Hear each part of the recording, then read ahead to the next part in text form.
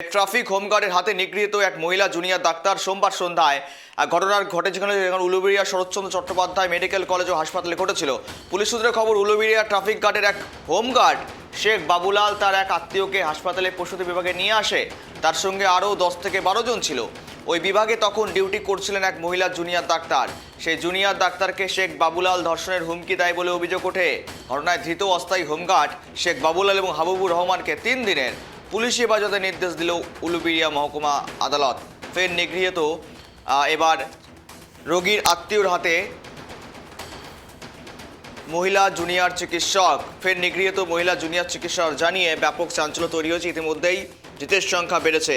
আরও কথা বলি, আরও আপডেট নেই। সঙ্গে রয়েছে আমাদের প্রতিনিধি চন্দন। একেবারে উলুবেড়িয়ার ছবি, যে ছবি গতকালের ছবি, অত্যন্ত চাঞ্চল্য তৈরি করেছে।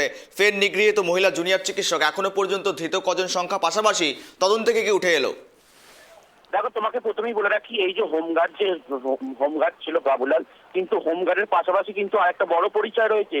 তিনি একজন সংখ্যালঘু ছেলে সভাপতি, মানে উচ্চপদস্থ জননেতা।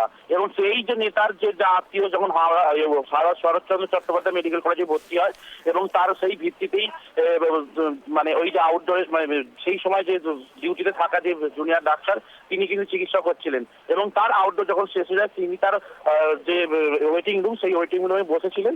এবং সেই ওয়েটিং রুমে গিয়ে তার দলবল, বাবুলাল এবং তার দলবল নিয়ে গিয়ে সেই ডাক্তারের সঙ্গে কথা বলে যে আপনি চিকিৎসা করেননি ভালো করে, আপনি আবার চলুন, গিয়ে চিকিৎসা করবেন। এবং চিকিৎসক তখন বলে যে আমার আউটডোর শেষ হয়ে গেছে, পরবর্তীকালে যে ডাক্তার আসবে সেই ডাক্তার গিয়ে আউটডোরে গিয়ে চেক আপ করবে। এবং তিনি তার এই সময় কথা নিয়ে বচসা শুরু হয় এবং মারধর করে জুনিয়র ডাক্তারকে, এবং ঘাড়ে ঘুষি মারে এবং চর মারা হয়। এবং এই ভিত্তিতে যে যখন ঘটনাটা ঘটে, তখন সামনে আশপাশে যারা আয়া মাসি যারা ছিলেন এবং যে নার্স যারা ছিলেন, তারা তাকে ওখান থেকে উদ্ধার করে নিয়ে যায় এবং সেই লিখিত অভিযোগ করেন উলুবেড়িয়া থানায়। এবং এই ভিত্তিতে কালকে বাবুলাল তার দুজনকে গ্রেপ্তার করে। কিন্তু এই যে বাবুলাল, তার সঙ্গে যে 12 জন ছিল, সেই 12 জনকে কিন্তু এখনো পুলিশ ধরতে পারেনি, কারণ তারা এখনো পলাতক রয়েছে। এবং এই ভিত্তিতে যে ঘটনা, কালকে দুজনকে কোর্টে তোলা হয়েছে, এদেরকে 3 দিনে পুলিশ কাস্টাডিতে নেওয়া হয়েছে। এবং তারা যারা পলাতক রয়েছে, তারা কোথায় থাকে, কি বৃত্তান্ত, সেই খোঁজ চালাচ্ছে পুলিশ। এবং এই ভিত্তিতে যারা কোথায়, মানে কিভাবে কি গ্রেপ্তার করা হয়। একটা বিষয় এখানে দাঁড়িয়ে রয়েছে, এক নেতা হলেই 7 খুন মাপ, রীতিমতো উচ্চপদস্থ কোন নেতা হলেই পদে থাকলে পরে কি 7 খুন মাপ? কেননা 10 থেকে 12 জন নিয়ে হাসপাতালের আউটডোরের ভিতরে কিভাবে প্রবেশ করতে পারলেন? নিরাপত্তা রক্ষী ছিল না হাসপাতালে? কেননা সেখানে অসুস্থ থাকলে 2 থেকে 3 জন মানা যায়, কিন্তু সেখানে দাঁড়িয়ে থেকে আউটডোরের ভেতরে, একদম ওয়ার্ডের ভেতরে 10 থেকে 12 জন মিলে সেখানে ঢুকে পড়লো। সেই বিষয়ে নিরাপত্তা রক্ষীরা কি কোনো দায়িত্ব ছিলেন না? দেখো, সেই সময় কোনো নিরাপত্তা দায়িত্ব ছিল না, এবং সেই সুযোগটা কাজে লাগিয়েছে শেখ বাবুলাল। এবং তার বাবুলাল তার 10 বলকে নিয়ে গিয়ে কিন্তু পুলিশের উপরে চড়াও হয় এবং মারধর করে। বেশ, আপডেট রাখো। ধন্যবাদ তোমাকে সঙ্গে থাকার জন্য। ঘটনায় 2 ধৃত, ফের নিগৃহীত মহিলা জুনিয়র চিকিৎসক, যদিও তাদেরকে ইতিমধ্যে পুলিশ হেফাজতে নির্দেশ দেওয়া হয়েছে। পরবর্তী তদন্ত শুরু করেছে পুলিশ। কে বা কারা জড়িত রয়েছে, আর কেউ জড়িত রয়েছে কিনা, সমস্ত বিষয় খতিয়ে দেখছে পুলিশ।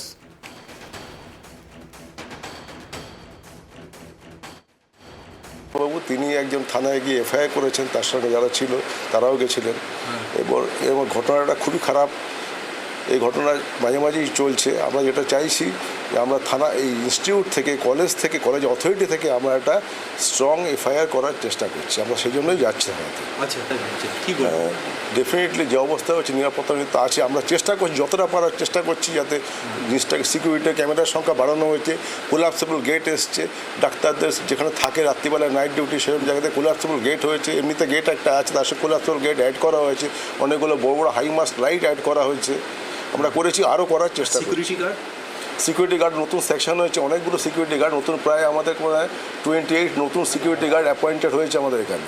আসবে 2-1 দিনের মধ্যে তারা চলে হবে, কিছু লোক চলেও এসছে। এই মুহূর্তে কজন কাজ করছে সিকিউরিটি গার্ড? এখন প্রায় 38 লোক কাজ করছে।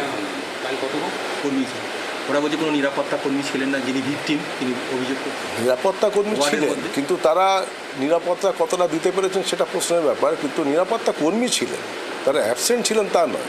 সেই সময় দেখা যায়নি।